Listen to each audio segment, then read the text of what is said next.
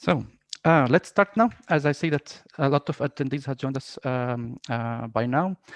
First of all, good afternoon, ladies and gentlemen, and welcome to this webinar about the solar PV for the commercial and industrial sector in Egypt.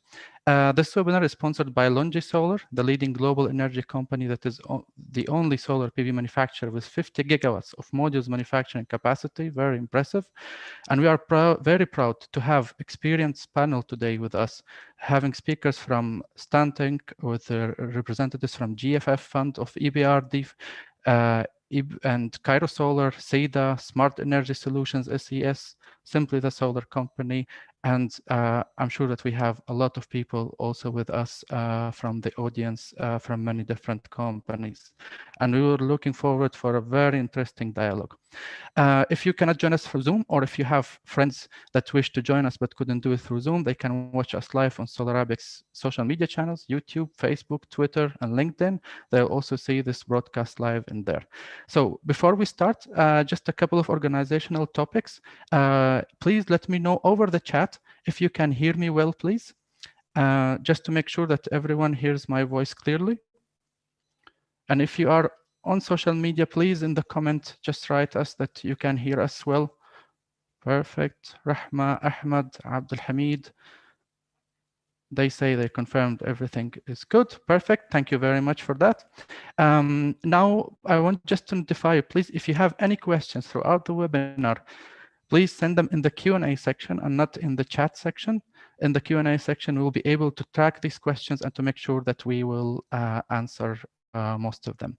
So first of all, we'll start with an introduction. My name is Munif Barakat. I'm from SolarArabic, which is the biggest renewable energy platform dedicated for renewable energy in the Middle East and Africa. We do our webinars in English, Arabic, and French. Today's language is English, but if you have a question in Arabic, please write it in Arabic. That's fine. We will translate it and we will make sure that we will have this answered to you. So don't worry, you can always shoot your questions to us. So introducing my esteemed guests today, we start with Mr. Felix Wu, who is the country head of LONGi Solar in Egypt, which has 10 years of solar PV experience in sales and marketing, and he is in charge of South Asia and MENA region with a lot of focus on the DG market. We also have today Mr. Hatem Tawfiq, who is the CEO of Cairo Solar and the board member of the SEDA Association. He has honors, he got with honors the BA in economics. He has an MBA from McMaster University in Canada, and he has worked in many senior corporate positions before Cairo Solar. We have with us today Mr. Ahmed Najib, who is the Chief Commercial Officer at SES Egypt, who has a demonstrated history of working in business, supplies, and equipment industry. He has a Bachelor's of Science focused on physics and chemistry from Alexandria University. Next, we have representing the financial side in our discussion today, Mr. Tamer Hanna, who is a sustainable energy expert at Stantec, and he's representing also the GEFF fund of EBRD. Tamer is a holder of electronics engineering degree from the German University in Cairo, and he has a master's in renewable energy from the University of Kassel in Germany. Next, last but not least, Mr. Raif Faltaus, who is the CTO and founder of Simply the Solar company, STSC, who holds the bachelor's degree, Bachelor of Science in Mechatronics Engineering, and the master's degree in robotics. And he has been working in the renewable energy fund since 2017. My esteemed panel today will discuss multiple topics. We'll be focusing on the importance of CNI sector in Egypt. We'll be talking about the regulatory framework for the solar CNI segment. We will talk about the grants and the financing schemes that are available in Egypt for CNI and the different applications, whether it is on-grid or off-grid. And then also we'll be speaking about solar as a very powerful solution for the energy demand for heavy energy consumers from the CNI sector, with a very interesting reference project that there's plenty to discuss about. I will jump directly into a couple of actually charts. I want to share with you a couple of numbers just so to set the context for today's discussion, before I hand over to my guests. It is very important to know that even though Egypt energy consumption has not majorly changed in the last 2-3 years, as you can see as per this chart. The growth has been fluctuating around 0% if we talk about the energy consumption, but at the same time, we need to know that this energy consumption comes from major sources, which are oil, gas, in addition to solar, wind, and hydro. Now, you might think that this hasn't changed over the last couple of years, but it is totally the opposite, because if we narrow down a little bit and if we look into the electricity consumption in Egypt, we will find that the consumption of electricity in Egypt has grown steadily in a linear manner for the last 10 years and more. And that's simply because, like, is obvious from the electricity consumption per capita, which has over, I think, the period of 20 years, from between the year 2000 and the year 2020, has moved from 1,000 kilowatt hours to 2,000 kilowatt hours of electricity consumption per capita in Egypt, which is a massive increase. Obviously, the electricity generation has also increased in the same manner, moving over these 20 years between approximately 100 terawatt hours of annual production to approximately 200 terawatt hours, I think 193 terawatt hours of electricity generation in 2019. That's impressive when we look at it from electricity perspective, and we know that it will grow even further, especially with the new regulations supporting electric mobility, with the increase of temperature in the world and the need, more need for electricity for the cooling application in Egypt. This will only grow and grow further, and that's why we need a solution for that energy mix, and that's exactly what Egypt has implemented over the last few years. In 2009, this is just a chart that shows you the difference, in the change in primary energy consumption by source. So what sources we started consuming energy from more, and which ones it got decreased in 2019. As you can see, solar and wind are the only winners in there. In 2019, Egypt consumed 5 more terawatt hours from solar, 2 more terawatt hours from wind, and then the consumption from coal, gas, and oil has decreased significantly. So you can see that even though the total energy consumption in Egypt is stable, there is a lot of growth for electricity consumption, and obviously solar and wind are the winners in this game. In this last slides, and then I hand over to my guests, I want to show you some analysis that we did at Solar Arabic. Egypt is really one in the top 3 countries in the MENA region. When we look into the solar in the CNI sector, Egypt implemented so far approximately 159 or so megawatts, and hit approximately 53% of the 300 megawatt quota, which is why my guests will speak about after a while. And this was done through multiple connection models, whether it is on-grid with net metering systems, off-grid with zero exports. Egypt has seen all of these applications. All of them contributed to that success. And the commercial models also varied between the EPC model, which is more of like capex intense for the customers, where the customer installs the plant and pays for it in the beginning and then uses it for the lifetime of it, or the IPP model, where this is done through the developer that owns the plant and sells electricity to the customer, and the customer would pay for this as they go. And this becomes, rather than a capex expenditure, becomes an opex one. Definitely, every one of them had its own success and failure stories. We will hear this also throughout the presentation today. So very strong, one of the top 3 markets in the MENA region for CNI sector in solar PV. There are multiple models that are implemented in Egypt, and that's exactly what I wish to share with you today. And to do that, first of all, I'd like to welcome LONGi.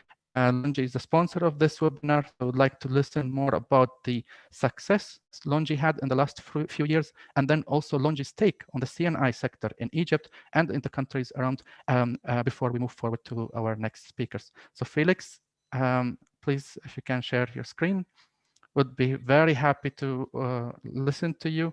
It is an honor for us to have LONGi Solar today on this webinar, sharing their experience with us. Thank you, Manif, for the kind introduction, and good morning and good afternoon to all the audience and to all the speakers. I'm very glad to be on this webinar. So I hope that I would be able to meet you very soon in Egypt, but now due to COVID, I think we have to do this kind of webinars through this form.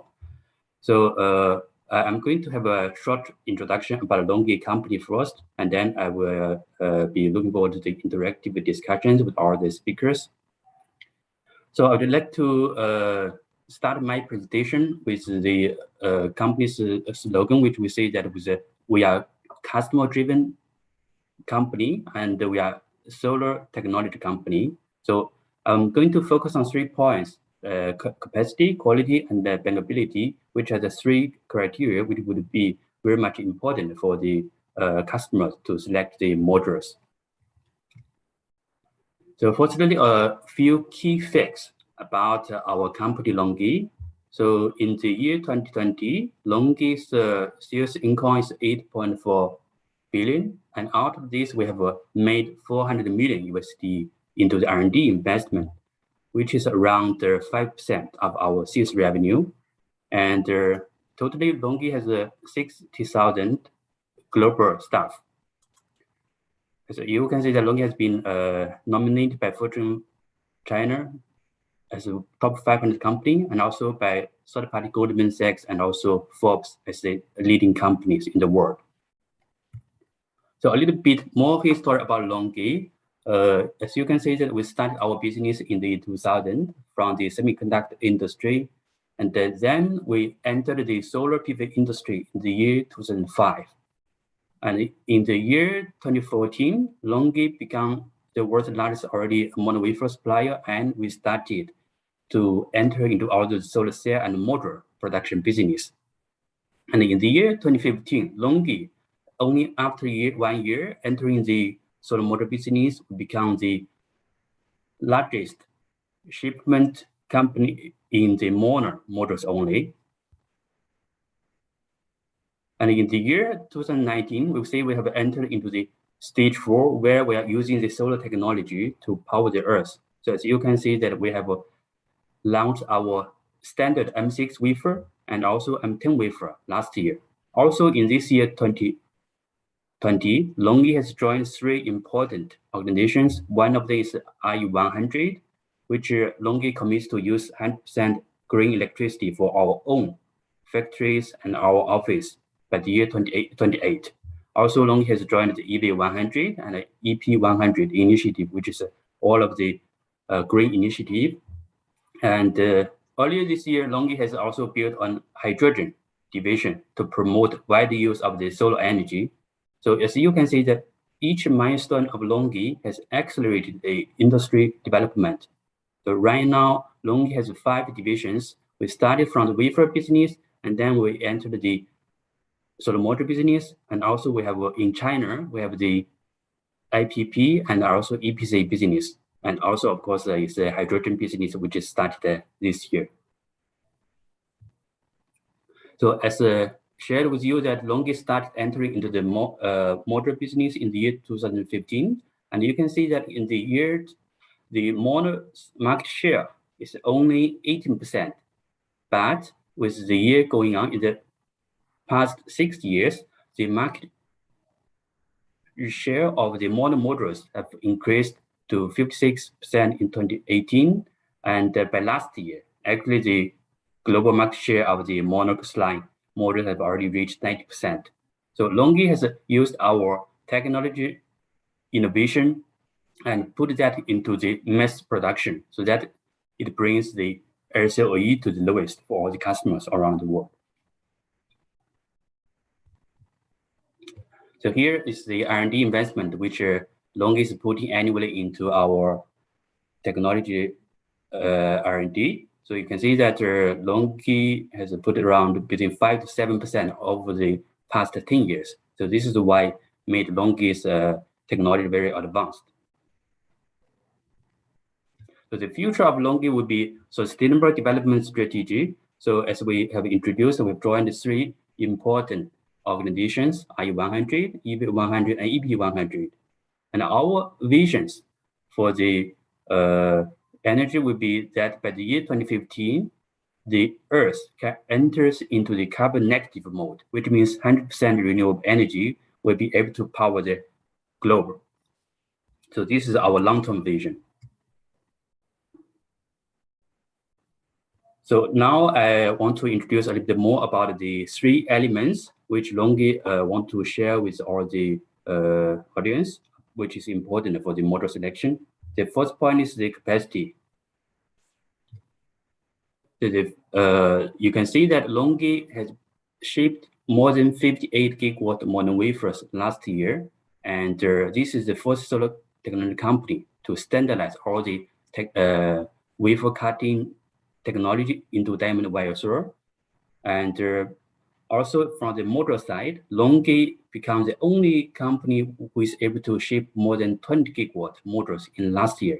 So actually the exact figure will be 20.53 gigawatt last year. And also because of the demand is so high, we also made our capacity expansion into 50 gigawatt by the end of last year and the beginning of this year. So as you can see also that we have a regional office in different parts of the continent. And also here in the Middle East and Africa region, we're also going to set up an office in Dubai this year. So as said that LONGi has become the largest module shipment company in the world last year. And this is our capacity expansion plan as shared with you. So we are going to meet all the demand of the market. Second point, quality, which is the most important point, which we'd like to share with all the audience, that LONGi has been rewarded by many third-party organizations in all the quality standard and also the power generation simulations and also the outdoor testing. And you can see that PVER, IETC, and PV Magazine all highlight LONGi into the #1 position for the quality.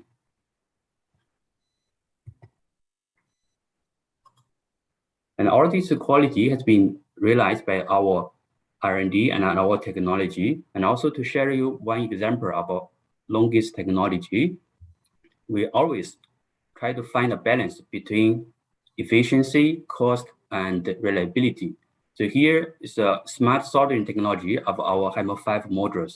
So here we're using a 3-section triangle ribbon and a flat ribbon to connect the cells. So you can see that we have been able to reach a small gap between the cells so that the module's efficiency can be realized. But in the meantime, the module's cost can be in a reasonable level. The third important element would be the bankability of the company. So LONGi is very proud to be seeing that we are the leading financial healthy company. So it's highlighted by Bloomberg New Energy Finance, say that LONGi's RMZ scores is the highest in the industry, which means LONGi has the best financial strength, and means that we are able to provide the long-term bankability and also long-term assurance to our customers who buy LONGi modules. Here you can also see the bankability ratings by PV Module Tech, where it highlights LONGi as the only AAA company in the PV module industry. And also Bloomberg BNEF also highlight LONGi as a 100% bank brand in the world by all the major banks. Okay, so the first point to share with you the product offerings from LONGi. So we have the wide range of solar modules to satisfy to different application scenarios, which means for C&I and also for utility. So we have HAMR 4 and HAMR 5, which could be catering to the utility projects. And especially for the C&I business, LONGi have a HAMR 4 modules. We have 3 product range, 60 cells, 66 cells, and also 72 cells to cater to the different dimension of the roof and the different shapes of the roof. So below is the power beams of the modules, so that is able to meet all the DG projects requirements.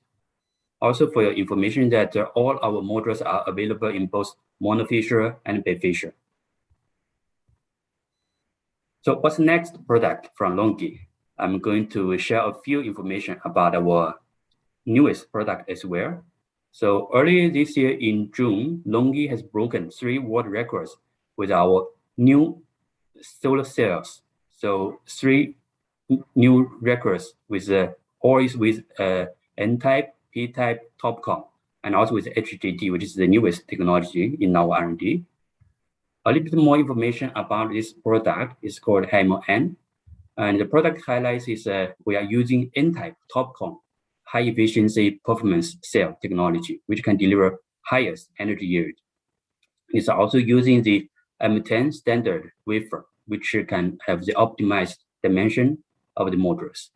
And the module's power beam can reach up to 570 watt with 22.3% module efficiency. So we believe that HAMR M product will be able to deliver the lowest LCOE for the utility power plants in the future. So a short summary about the key points, why to choose LONGi as your partner. So the first point is that LONGi is the largest producer globally with 50 gigawatt module capacity. The second point is that LONGi's product reliability is the highest.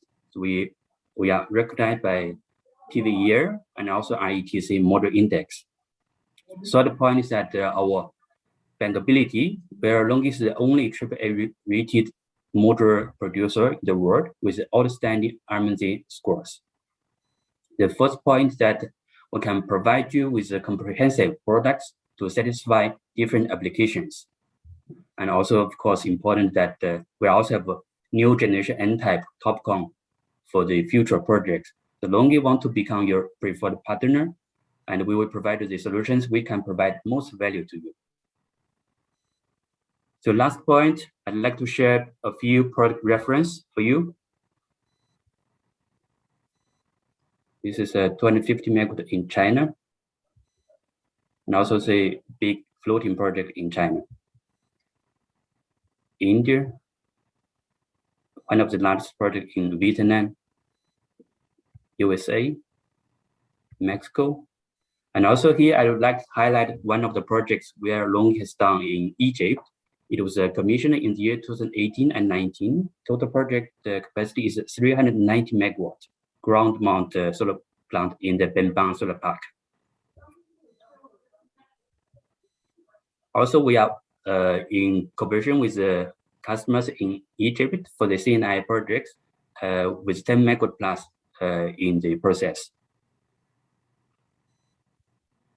In the third point, I'd like to also highlight that LONGi has been cooperating with our local distributors to provide solar modules for the pumping systems, where we have already supplied more than 30 megawatt in Egypt. So I'm very happy that we are able to satisfy the demand, and really looking forward to cooperate with more partners. So thank you very much. This is my presentation, and I look forward to the live discussions with all the speakers. Thank you. Perfect. Thank you, Felix. I really appreciate this. Thank you for sharing LONGi's. It's interesting to see your growth and the reference project that you have, because especially the Benban project was at that time 300 megawatts, was 390 megawatts, was the biggest bifacial project in the world at that time. And it's interesting that you are active from agricultural sector up to utility scale, and we would like to get back to you later with this. Now, before I move to our next speaker, Mr. Hatem, I'd like first to get to know a little bit our audience a little bit better. You will see now a little poll showing up on the screen. Just tell us, please, from what country do you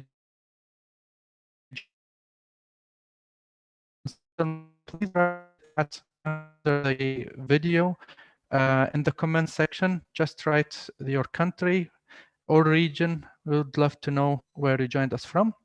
Once at least 50% of people answer this question, then we'll move forward. Okay, 52% of people joining us are from Egypt, and approximately 30% from the Middle East.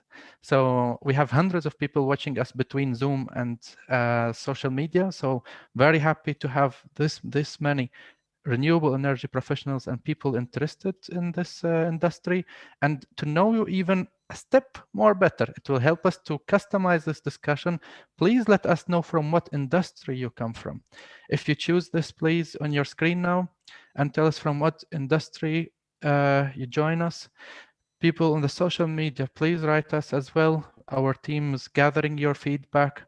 Send your questions, write them as comments on social media if you have these questions, and we will definitely bring them up during these discussions. We already have here 6 questions in the Q&A section, so looking forward for a positive discussion. 34% from EPC. We have 8% from developers. We have 6% from commercial industrial sector, so potential customers that are interested into this.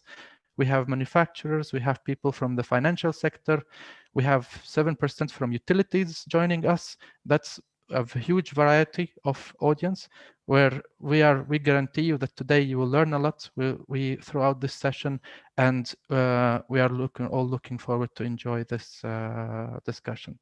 So I invite then, without further ado, Mr. Hatem Tawfiq, who is the CEO of Cairo Solar. I will show a couple of slides that he prepared for you, and kindly please introduce yourself and Cairo Solar, and also help us to better understand the regulatory framework of the CNI segment in Egypt, with focus on that segment below 500 kilowatts, please. Hi, Munif, and thank you for this lovely webinar and how organized it is. And I think, I would start with the regulations part, of course, and then my fellow team member, my fellow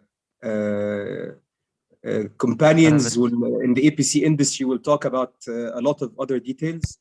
So I will give you a quick brief about Cairo Solar. We started as soon as the regulations started in 2014.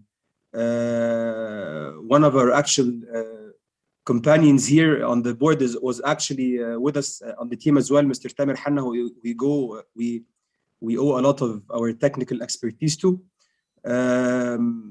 We were the first company to help a client in this villa right there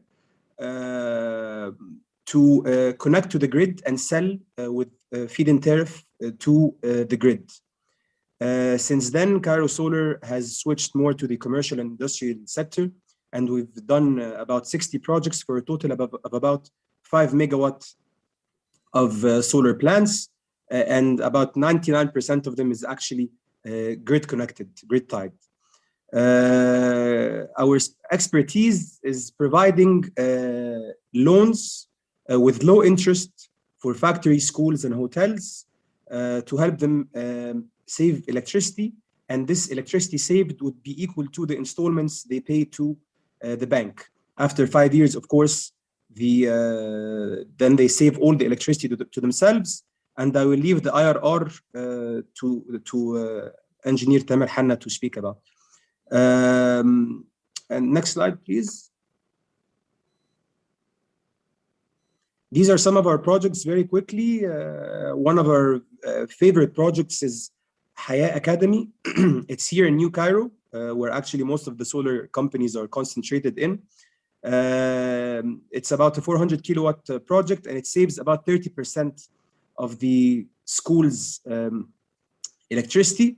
And there are many other projects with factories. The next one is they produce electric motorcycles, and there are many other projects, as you can see.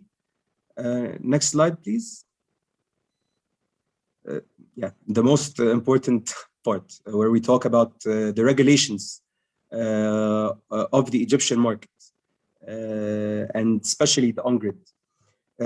As I said before, in 2014, there was a feed-in tariff law that came out, and this is where most of our companies in Egypt were established. There are over 200 registered companies in Egypt, EPC companies, and we started installations to help clients sell electricity, whether it was in Benban or in homes or factories. And then in 2017, the regulations developed a bit, and the net metering happened, especially when electricity prices increased. So it made sense to start installing net metering. And then in 2020, the net metering was updated, and there were specific quotas that were that were put in play. And right now, there is about, for companies that want to install through an EPC model, where the company itself, the utility company, factory, school, home, want to own the stations themselves, as you said before, the CapEx-based model. There is a quota of 125 megawatts that is allowed in Egypt as well. And at the beginning, of course, there was a mergering fee or a net metering fee that was installed in 2020. But at the end of the year, all the companies all the clients that want to install under 500 kilowatt stations are exempt from this fee, which is a great incentive, and it keeps the IRR of the station very high. And also a self-consumption model, we are awaiting a quota to be given, so that very capital-intensive companies can install solar, and companies like or institutions like hotels that always have a load that is always consistent. They can do self-consumption, or as you said, the zero export model. And the regulations in Egypt overall are very welcoming, and they are extremely they help the IRR of the solar industry, especially that we have zero tariffs on solar imports. So if for panels we have 0% tariff, and then very small tariffs for other products that are about 2%. The Minister of Electricity has been the same. He's the one that put the laws in 2014, and he's the one that has been adjusting them to suit the market and to help the solar industry grow, as you have very eloquently have said. Thank you, Munif. Thank you very much, Hatem, for this, let's say, brief introduction about the regulatory framework for the CNI sector in Egypt. I have a lot of questions myself, especially I want to get back to you about this quota and the reason for this quota, and what do you see as solutions to expand the CNI sector even further in Egypt. But we'll go through the round and then get back to you, and we'll also gather some other questions from the audience. So thank you, Hatem, for this. I will move now to Mr. Ahmed Najib to please give us your point of view as an EPC regarding the CNI segment in Egypt, telling us what makes a good EPC company. What are the models that you implement after we spoke about on-grid, off-grid? What have you done so far, and what do you see is the future for the CNI sector in the country, please? Thank you. Of course, we would like to hear an introduction about you, about SES in the beginning, so the people know you.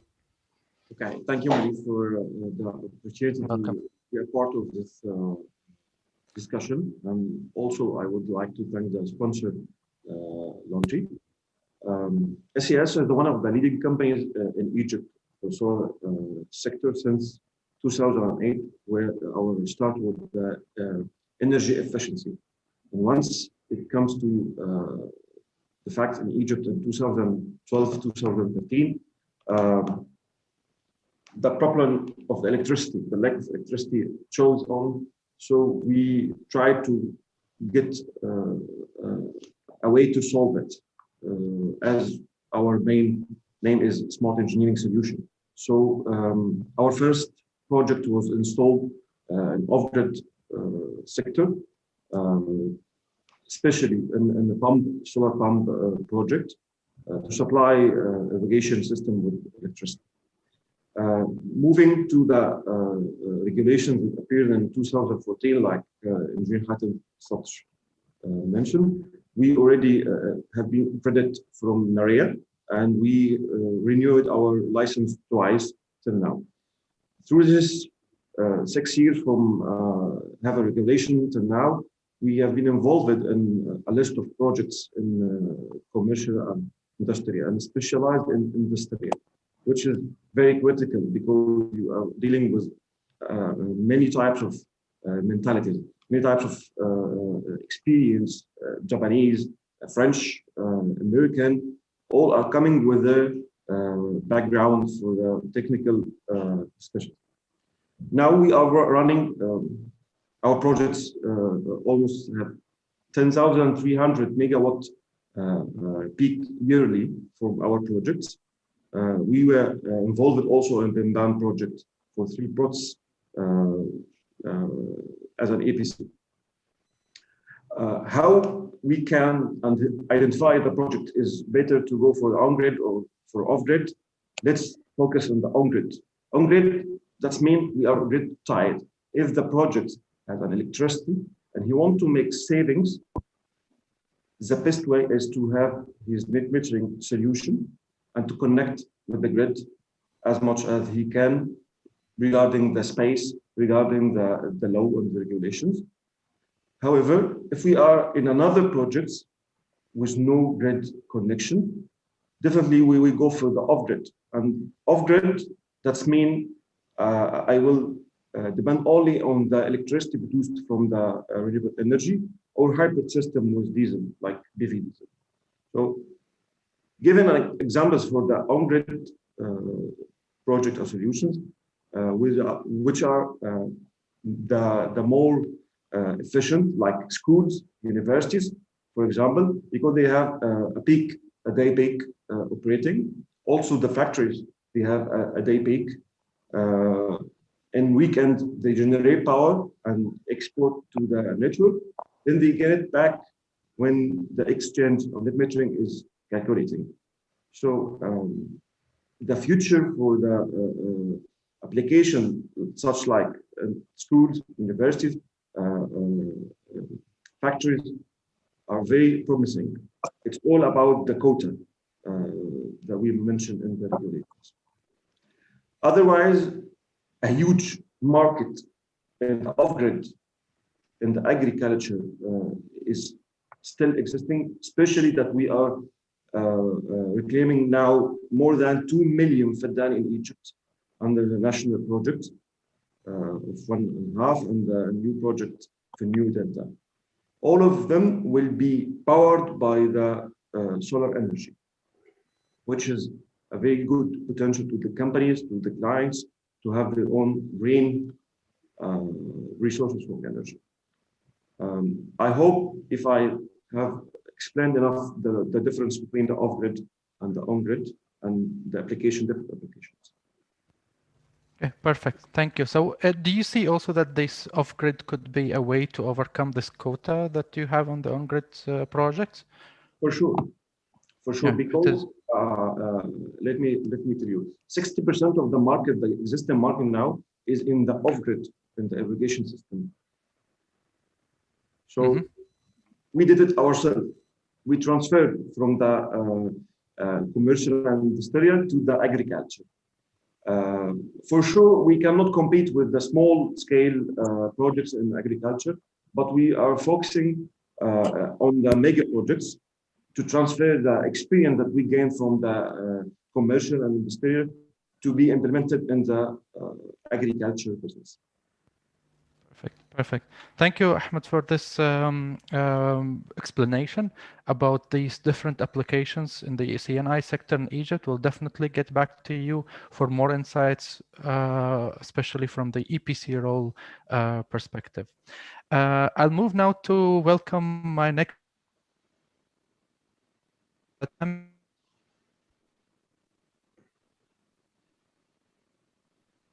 Tamer.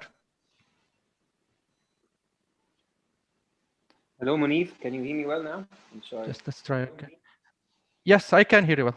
Thank you for joining us, Tamer. We're looking forward to hear an introduction from your side and to tell us a little bit more about how to finance projects in the CNI segment in Egypt. I know that apart from the regular financing, there are some grants and some supporting facilities available in Egypt, a variety of them actually. We would like to learn that from you today, please.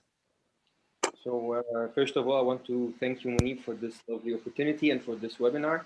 And for all the great partners we have in this webinar. And so first, let me just introduce the facility that we're talking about. So mainly we're talking about GEF, and GEF stands for Green Economy Financing Facility. So, and it's financed under the EBRD and GCF. So basically, we have two different facilities in Egypt, okay, under the GEF. One is the normal facility that everyone knows, or it's been running for 3 years almost. It's GEF Egypt. It's a $160 million facility to finance renewable energy and energy efficiency projects. It's divided between 3 local PFIs, which are the local banks, the QNB and the Alex Bank and the African Bank. And there is another one. It's the MBE GEF. It's been running for a year now. It's been launched last year. It's a $200 million facility. It's for financing renewable energy, energy efficiency, and water management, and also sustainable land management. So these two facilities basically they provide financing, and I'm going to explain which kind of financing and the differences between them. And before I go into details, of course, so these facilities provide financing, and the GEF Egypt provides financing and grants. And so before going into details, I just wanted to highlight there is also a grant, another grant that, of course, Dr. Hind was there. She would have talked about it. It's the Egpv Grant. It's under the UNDP, United Nations Development Program. This grant, or this program, it's called Egpv. It provides with a maximum quota of, if I'm not mistaken, $15,000 for a maximum of 100 kilowatt project. And of course, it has some certain conditions and terms. So this is also to explain to audience that there's also another grant, but it's only a grant. And it's very helpful for the small and a bit medium scale project. So now moving on to the GEF facilities. So so basically, these facilities, we finance private companies, only private companies, of course, not public companies, and we have some certain criteria. For example, the GEF Egypt, they have no limit for the type of company. It could be small, large, or medium, and of course the financing and all the terms and conditions and all the rates are according to the Central Bank of Egypt. So and of course everyone is going with the GEF because, especially in the solar sector, because of the grant. It's 15% or 10%, and now mainly it's going to be 10%. Of course, depending on the project, it makes anything, of course, more feasible. So all projects are becoming more and more feasible, especially like my dear colleagues have said, the IRR and the feasibility of the projects in Egypt, whether in the off-grid or in the on-grid, in the CNI sector, it's becoming more and more attractive, and everyone is going forward with it. So, so you can imagine with the financing, whether it's going to be the CBE initiatives, which is the 5% or the 8% interest rates, and if you apply a grant with that calculation, so of course projects are attractive to a great extent. So, so yeah, so now I can tell you a bit more about the term, and of course, projects with different currency can be also financed, of course, depending on the type of the company, if the company has hard currency income or not. So also it can be financed, and not only, like I mentioned, the solar. So in the CNI, some borrowers they would like to finance the whole project, which means the solar and other components for the energy efficiency, or in that regard, in the MBE, which is National Bank of Egypt Bank, they can provide also the irrigation system and water management and water treatment. So these solutions can be very useful for a turnkey project, for especially in the irrigation and the solar water pumping projects. So this is just a summary for these facilities, and of course I would like to I'm open for any questions, and I just want to give you like some numbers about the projects that have been financed. For example, that we have like now more than 41 or 42 projects financed or in the pipeline. I think with more than $40 million finance. So so yeah, and of course, if you would like to hear about the IRR later, I'll be open for that. Perfect. Thank you very much, Tamer, for these insights. It's very interesting. So I was just answering quickly a short question that we received. Can you please repeat the names of these facilities, because people are interested to learn more about them? Yeah, GEF, it's the Green Economy Financing Facility. So we have two GEF Egypt and the NBE GEF, which is the National Bank of Egypt GEF. So these are two different facilities, but they are under the EBRD and the GCF. So so yeah, and then of course they have different terms and different requirements and inputs and of course, yeah, solutions. Perfect. Perfect. Thank you very much, Tamer. Rahma Karam, I hope that this answered your question quickly in order not to lose the sequence in here. So thank you, Tamer, for this summary. Now we're moving to a very exciting topic to learn how not just small companies can benefit from solar PV, but how big energy consumers like in the steel industry can benefit from solar PV, and how is this actually being done in Egypt. And that's what Raif Faltaus will tell us from Simply the Solar company in this section. So welcome, Raif. If you introduce yourself, please, a little bit your company, and tell us about this topic, please. Okay, good afternoon, everyone. Thanks, Mr. Munif, for your kind introduction. Actually, I'm Raif Faltaus. I'm the CTO of Simply the Solar company.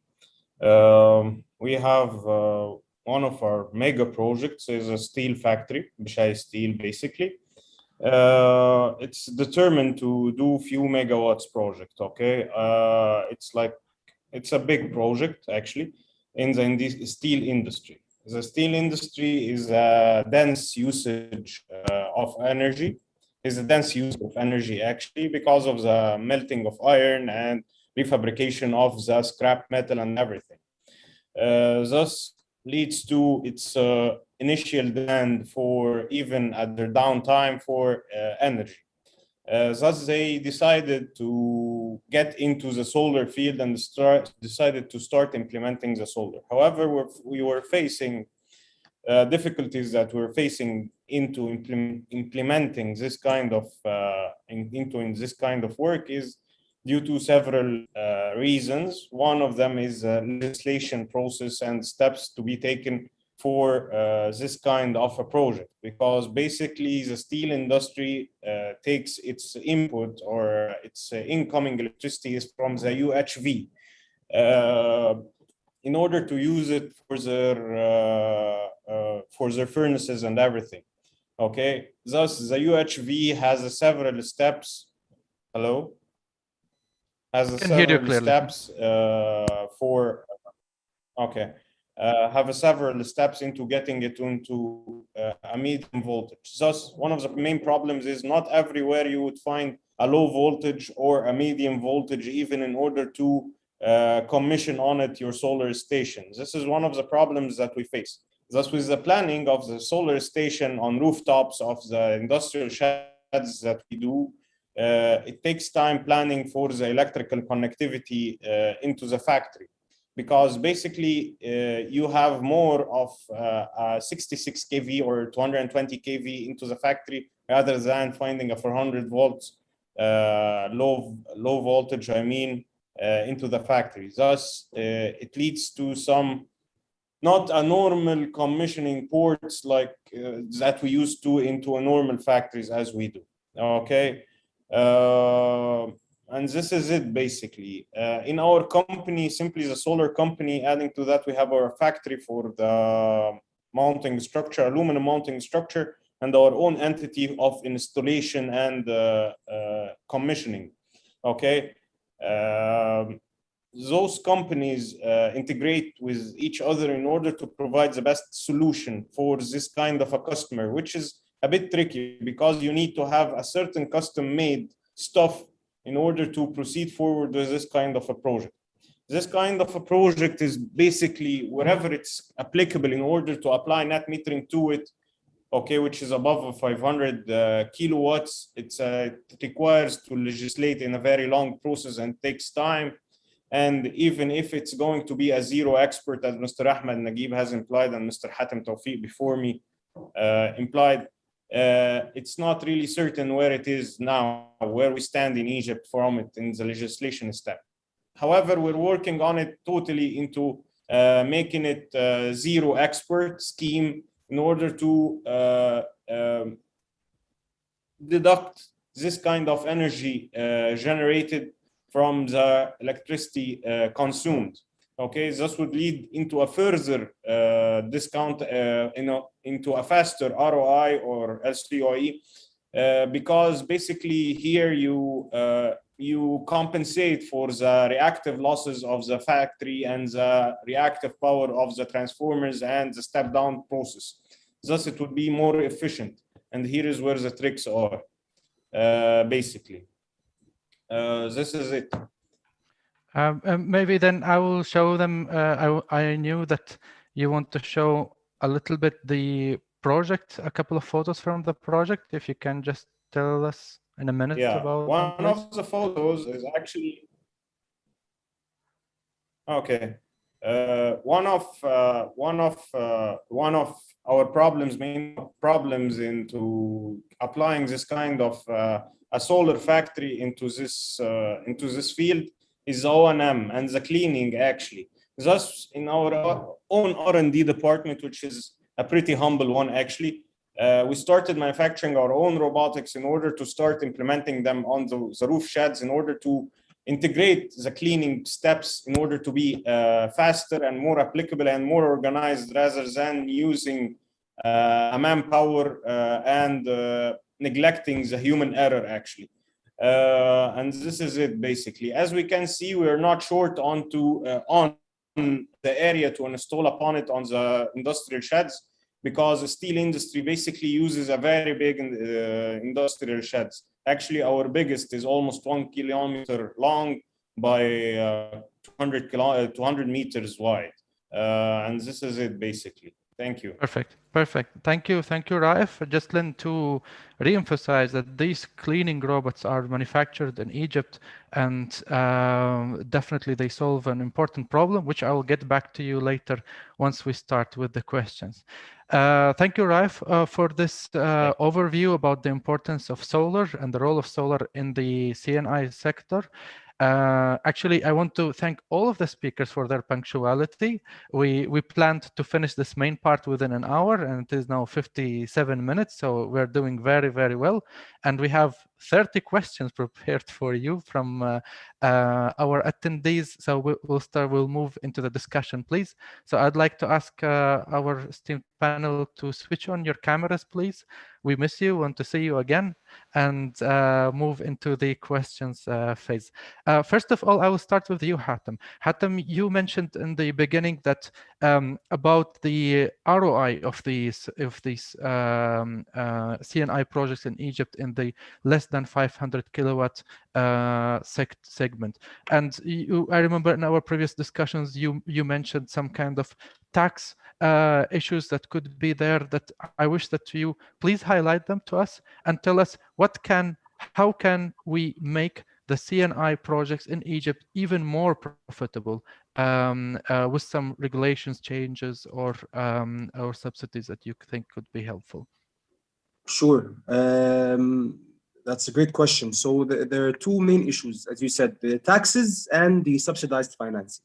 So the tax issue is that, as you have said, there are EPC companies and then there are developers who own the station and do IPP or PPA, power purchase agreements with the government, or IPP as an independent power producer to private clients. And in both cases, they get taxed at a 5% VAT tax. So whether they purchase the solar panels and all the other equipments from locally or they import it, they pay 5% tax. That means that the station, let's say, it would cost, let's say, £100 or £105, versus EPC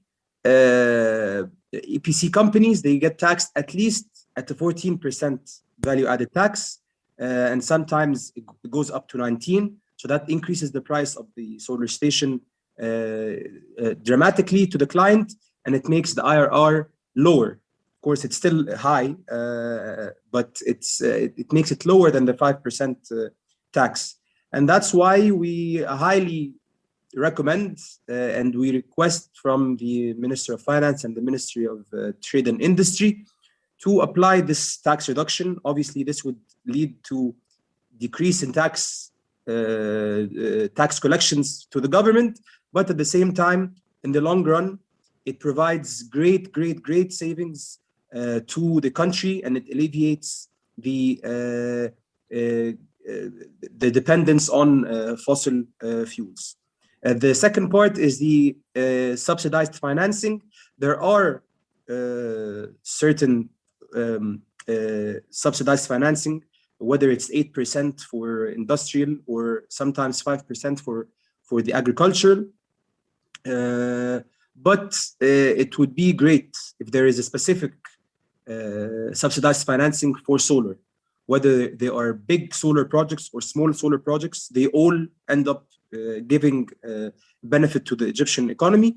And that's why if there is a specific solar subsidized financing for 5% or less, that would also lead to great benefits to the Egyptian market, and it would increase the IRR or the return on investment for all EPC clients.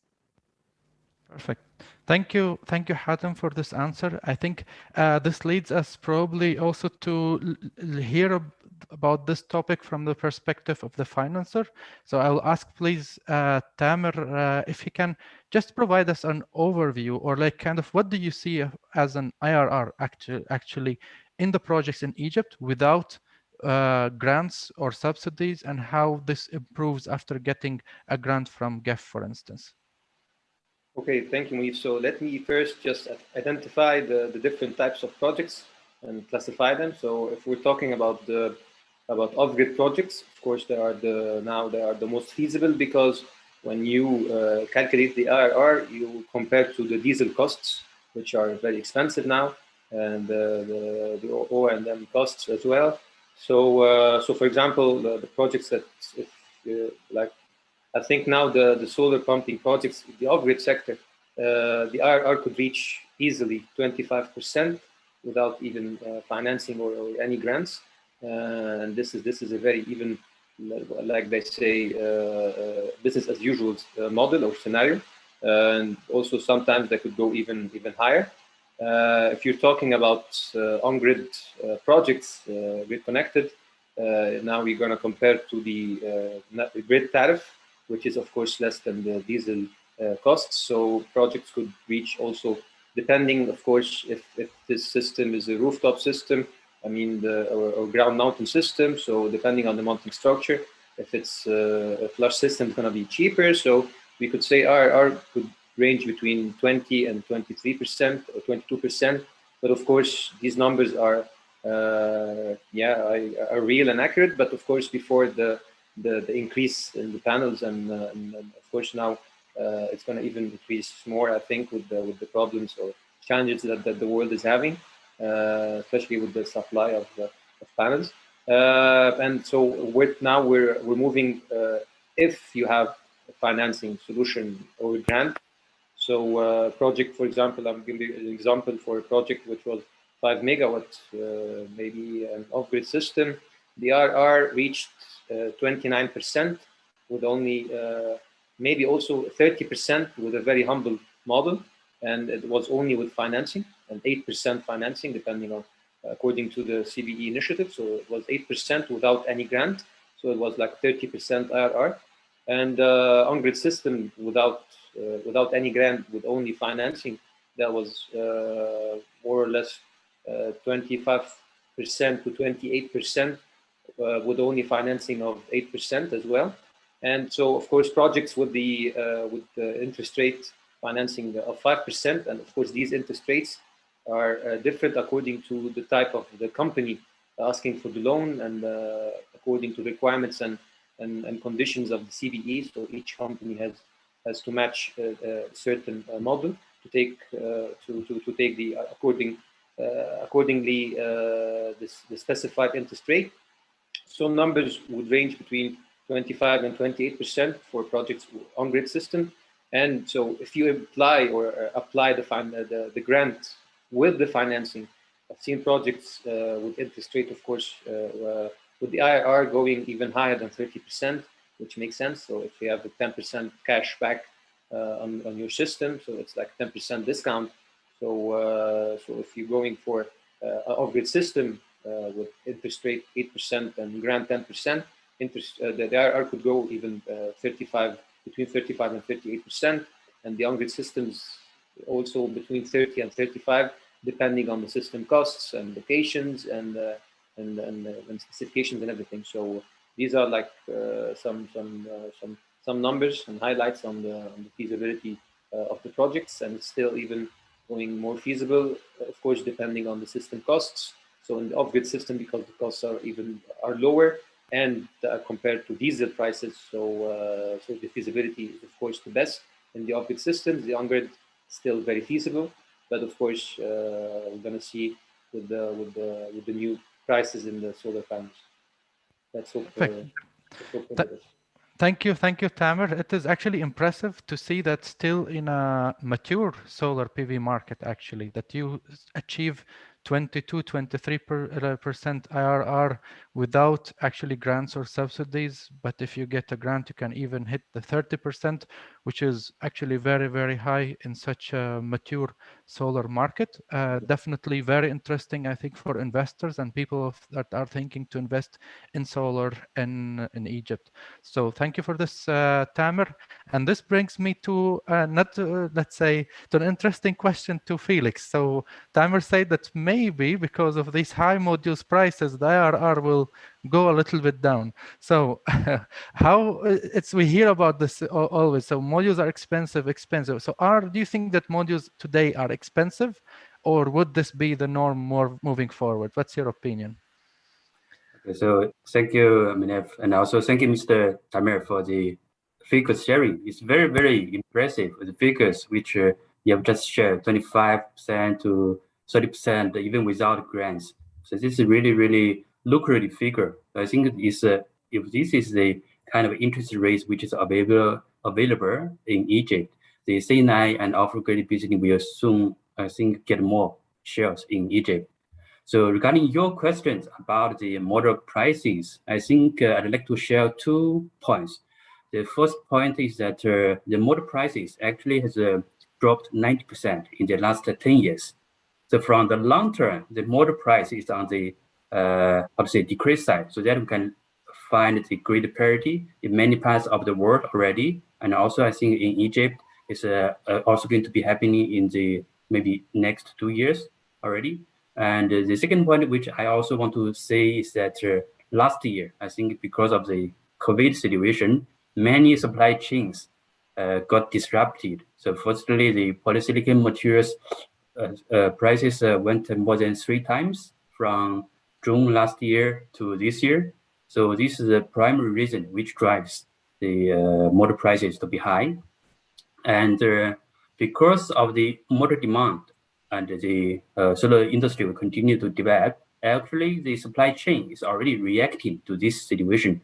So you can see many news in China that the polysilicon suppliers, even some module suppliers, are entering into the polysilicon joint venture to stimulate the expansion. So by the end of this year, the polysilicon supply will be very much enlarged. So by 2022, the whole situation of the supply chain will be very much even. So I would say that next year will be a good year for the prices to be keep the normal range. And this year already, now the model price is already stable. And besides this, I also think that another factor which is impacting the prices is the shipping cost, because of the many imaginary factors like the Red Sea blockage of the ship, and also because of the COVID situations, the shipping cost has increased a lot. But I think by next year, situation will be very much better, and now it's already under control. So I'm very much hopeful that the situation will be very good for the solar industry in Egypt. And also based on your figures, 25 to 30%, I think even with the current price, and even with our current experience, the projects in Egypt are still continuing, especially the solar pumping business. So I'm very much hopeful for that. Perfect. Thank you, Felix, for this answer. We're looking forward, to the market to stabilize. And now I'd like to switch a little bit the topic, involving now, please, Ahmed and Raif, please. So I'll start with you, Ahmed, from EPC perspective. What makes a good EPC or a quality EPC? So we hear a lot about, or we see sometimes images of some bad installations, wrong installations, or an installation after a little storm that has flown off the roof. And of course, that's a huge investment, especially if we look into the agricultural sector. That's a huge investment for farmers into a solar plant. And it is really bad to see this just disappearing in one night. So what really makes a good EPC, and why should our customers in the C&I sector focus into working with reliable and strong EPCs?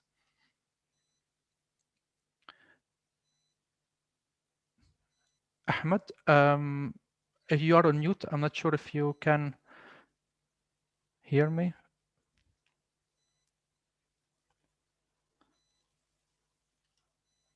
Ahmed, can you hear me? Okay. Until Ahmed could hear me again, then I will then, as I said in the beginning, would like to also ask the same to you, Raif, especially that you've been working on a huge rooftop project installation, and would like to hear also from you that why would the customer needs to care for having a strong EPC, and how did you actually make this decision to invest into implementing robotic cleaning solutions, which is obviously more expensive, yeah, and that's a higher investment for your customer, but definitely they have done it for a certain purpose or certain benefit. Can you please explain this, guys, for us?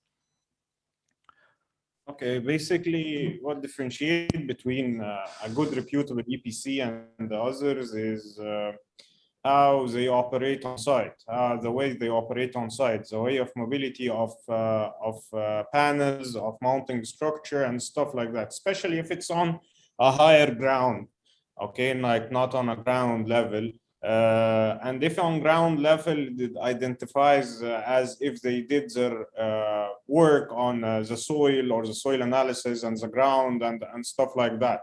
In order not to have some sort of a geographical or anything like sand movement or sand layer movements and stuff like that, like preparing the land properly or preparing the rooftop properly. Okay, applying the HSE code, which makes the workers feel safe at their environment while working on the rooftop or on the ground level from getting electrocuted or getting any kind of a major or minor accident on site. Okay, thus it would help in order to make the worker feel safe, and it would make him like do his job properly, like tightening the screws properly with a proper spanner or something like that. Thus, it would yield to a better product. And at the end of the day, also what has a major concern into finalizing the product or providing good value for your money is choosing a proper material to be supplied and procured, like a proper panel type, a proper mounting structure, a proper cabling and stuff like that. In order, at the end of the day, it's a long-term project. It supposedly lives like 25 years without a major O&M actually, and this is it. Thank you. Perfect. Thank you, Raif, for these insights. And I'd like to ask Ahmed, please, to complement this answer from your side. Like, what would guarantee the quality to the customer, yeah, from an EPC company? Okay, I'm sorry for the problem with the connection, but in firm on the discussion from the financial way, if we need to achieve the financial statistics, we need to get a good quality to prove that the quality of the station will produce electricity. There's no electricity like planned or designed, so the IRR will go down, payback will be corrected. So EPC is the main key. The E is the engineering, to do a value engineering. When the client wants to get a valuable project, he has to choose a good company to make the engineering, the value engineering. Also the B, the procurement, smart procurement through a well-established network of suppliers for PV, for inverters, for structure, for everything, with after-sales services. Also the contracting, which is including a lot of scope to be covered, like HSE, experienced workers. And now because of BIMBAN, we have many workers with experience in Egypt, which is a worse. So in an atmosphere with standards, entities like Carf and Egpv stands, I believe it's a lucky atmosphere for the clients in Egypt, because of such entities pave the road for them to choose the good EPC and to have a worth of their projects. That's the main results from having such entities in Egypt. We will benefit not only the clients but also the EPC, because I have a route to follow. Perfect. Thank you, Ahmed, for these insights. It's good to hear this from the EPC perspective. And I would like to also have a third opinion on the same topic, because the quality topic is very important, and it is the key guard for the investment of the customer to have a quality installation for the customer. And I want to hear now, please, to hear from the manufacturer perspective, Felix. What makes a quality solar component, with focus definitely on solar modules, and why it is important? Okay, so I think Mr. Ahmed has just shared the important side from the engineering, which is the EPC part. So LONGi as a manufacturer, we believe that three factors are very key to the success of a project for the long term. The first point, of course, is the product reliability. So as you can see in my presentation before, LONGi always say that quality is a primary concern for us. And this is also why LONGi always do the best quality for our customers, because if this project is installed and commissioned, and then later on you find quality problems, I think the loss will be huge, and you cannot get the desired IRR for sure. The second point, which I also believe is very important, is the company's bankability, because the solar plants is for 25 years for the utility, and also even in some cases for 30 years. So if the manufacturer would not able to be lasting for 25 years, then how you can assure that the plant can be safe for 25 years? I mean, so this is why I say bankability of the company, of the motor equipment is very important. This is also very important for the EPC company, because if the manufacturer is not over there, then it's difficult for the EPC company to do the O&M service in the later stage. And the third point is also very important, is that the reliable local service, because most of the production, I think today is located in China, but the demand is in Egypt. So to have a local partner, reliable partner, distributor, and the EPC partner is very important for the customers, so that they can provide the reliable service and also O&M and also technical support for the customer over there. So I'm happy that LONGi will be able to cooperate with all the partners and also with the potential customers. Perfect. Thank you, Felix. And now I think we can use the coming 5 minutes to answer some also questions that we have from the Q&A. We answered 20 questions in written to people that asked us. So first one, Raed Jarek, who's asking, what does the EPC stand for? So it is engineering, procurement, and construction. So that is what we are referring to. Next question that I wish to ask is from Sarah Mustafa. Probably this is a good question for Hatem, as you mentioned the self-consumption quota. And the question is, when do you expect this to be announced? And do you know what are the estimates for this quota so far as being discussed? Right now, unfortunately, we don't have a clear idea how big the quota is for self-consumption, but we could assume that it will be as big as net metering at least. And when is also a great question. We have no idea. It should have come out last year, but due to COVID, there has to be some assessment. There has to be some assessment on how the self-consumption quota will affect the network, and that's why it's still under study by, I assume it's DMV. So we still are waiting.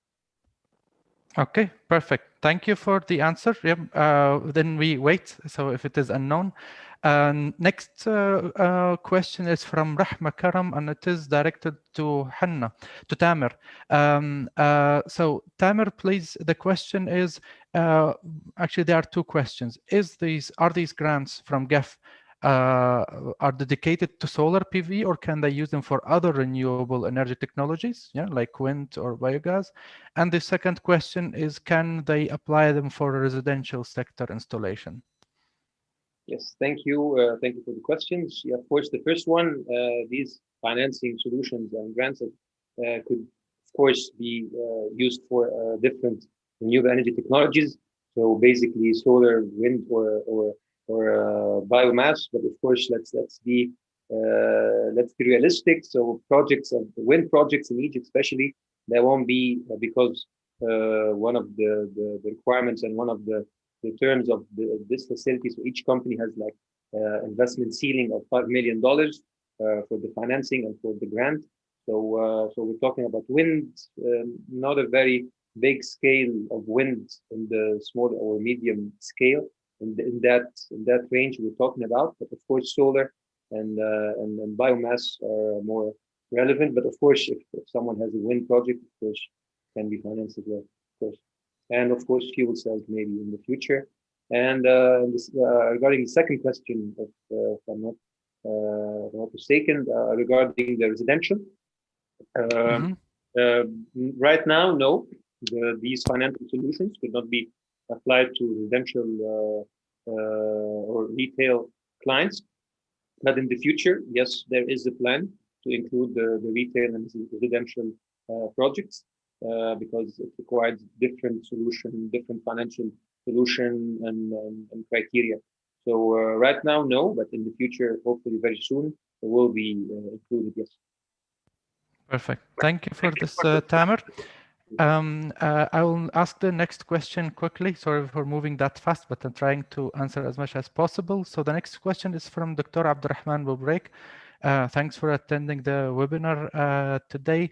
And the question comes as follows, a bit long, but I think we can get to the point pretty quickly. It is very well known that the total capacity of power plants in the Egyptian grid is around 50 gigawatts, which is more than the annual consumption of around 35 gigawatts. So do you think that the implementation of renewable energy in Egypt will continue increasing in the coming years, or would it decrease as grid stability issues start, or potentially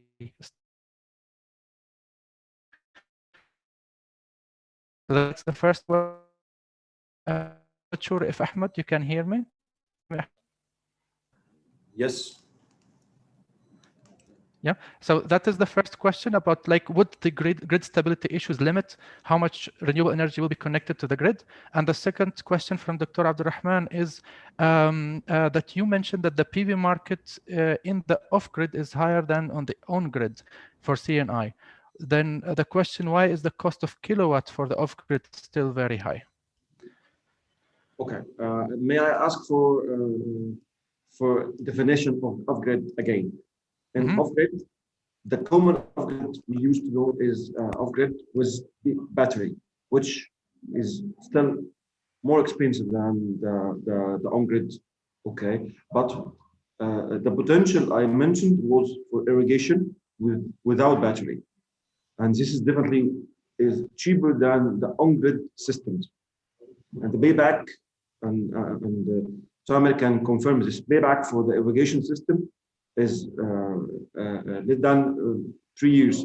However, the on-grid is between 4 and 5 years.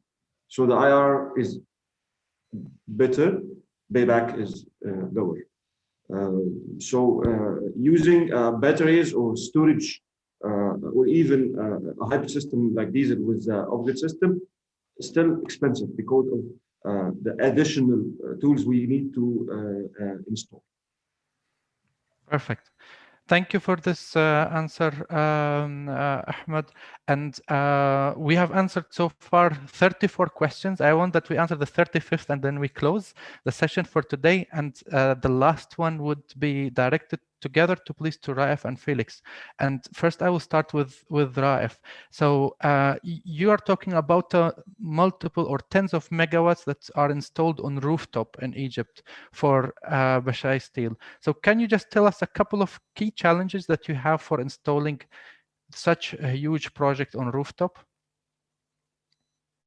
Okay, first of all, the legislation, because the legislation of connecting a project and a UHV on UHV grid is pretty challenging.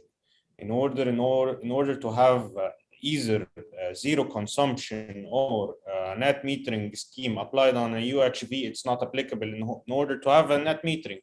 Thus, you need to have it on a zero expert scheme. Thus, in order to have on a zero expert scheme, you need to have some sort of a dump loads in order not to export anything beyond a certain point, adding to that the power meters that we have that uses the PID technology and stuff like that. Okay, the other thing is the implementation itself. The implementation itself, it takes a lot of planning, it takes a lot of working upon it. Like the engineering at it, it's pretty dense. It's not like a normal engineering, because basically you have sheds that's few kilometers or few hundred meters big. Thus you need to plan it properly in order any kind of mistake would result to some sort of a deflection of the panels for hundreds of meters. Thus it would be really tough and tricky. The final thing is the frequency of applying maintenance and detecting the faults and the other stuff like that. And the cleaning itself, it's hectic because it's not easily accessible. Although you do some sort of path walks and everything, however, it still needs to be applied to it a proper HSE code, applied to it other stuff, and and you need to have a very well trained and capable workers in order to eliminate the human error. However, still that happens. Thus, we decided to have our robots and stuff like that, and we're trying to implement some sort of detecting the faults in the system or detecting the panels or doing some sort of image analysis or stuff like that with the robotics and stuff like that. However, it's taking time from us, thus we're working on it. The last thing is through the implementation, I use my own company for implementing the projects. I don't have subcontractors for it. Thus, during the implementation, you need to have a safety talk with the workers in order to guarantee that you're not putting anyone in danger, because at the end of the day, maybe someone doesn't know how to have a certain contact with a medium voltage or even high voltage, how to work around a substation and stuff like that. That's mainly the main key points that we face and challenges at the steel industry in Bashai Steel. Perfect. Thank you for this input, Raif. And now I want please to ask Felix to complement this answer and tell us from the manufacturer perspective, how do you help Raif? How do you help Ahmed and you help Hatem and all the other EPCs to have an easier installation of solar on the rooftops? And I know that LONGi has a very unique product in this regard.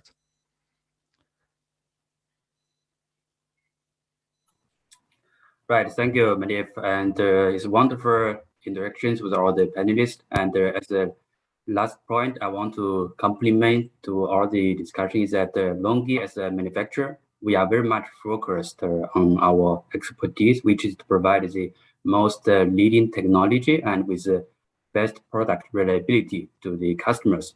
So in my opinion, LONGi and all the EPC companies, we should be partners. So we cooperate together to achieve the target set by the Egyptian government, which is 35% or 42% renewable energy by the year 2030.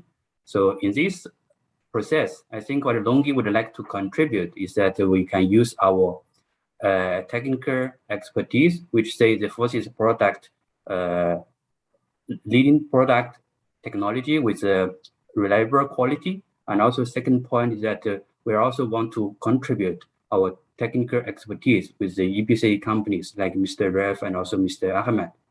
So for example, in your designing of the project, C&I projects, I think our technical team can also help you to do the design. So if you have any questions, we can discuss, and our R&D people can also be involved towards that point.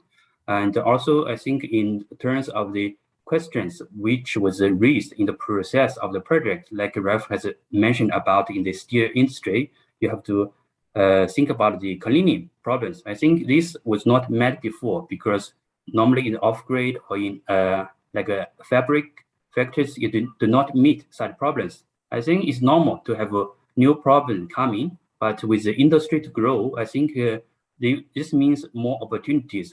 Like Mr. Ralph can now produce the robots by themselves. So it's a new business for the solar industry. So I think this will further contribute to the Egyptian economy's development. So in the end, it's very much promising in the Egyptian C&I market.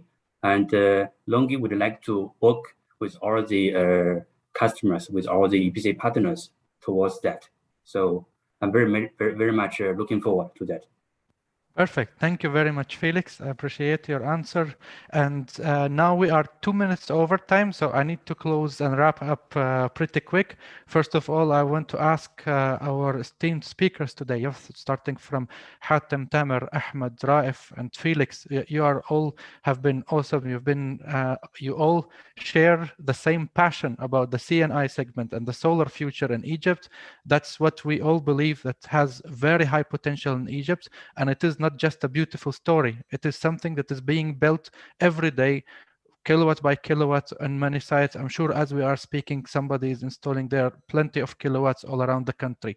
So we invite everyone from outside of Egypt to consider this investment in Egypt, and especially after we have seen this very high return of investment that was mentioned throughout this session. We are happy to have our sponsor today, LONGi, with their very high quality product, the biggest producer of solar panels in the world with more than 50 gigawatts of capacity. That's really impressive. I wish to thank, most importantly, our attendees, the hundreds of people that were with us today on Zoom, the people also that had to leave earlier. We will send you the recording so you can see the rest of the session later. People on social media, thank you for the interaction today. I wish you all a very beautiful, a sunny day, so you can make more and more kilowatt hours every day. So thank you very much, and till we speak the next time. Thank you, Munif. Thank you all. Thank you. Thank you very much for everyone. Thank you, Munif.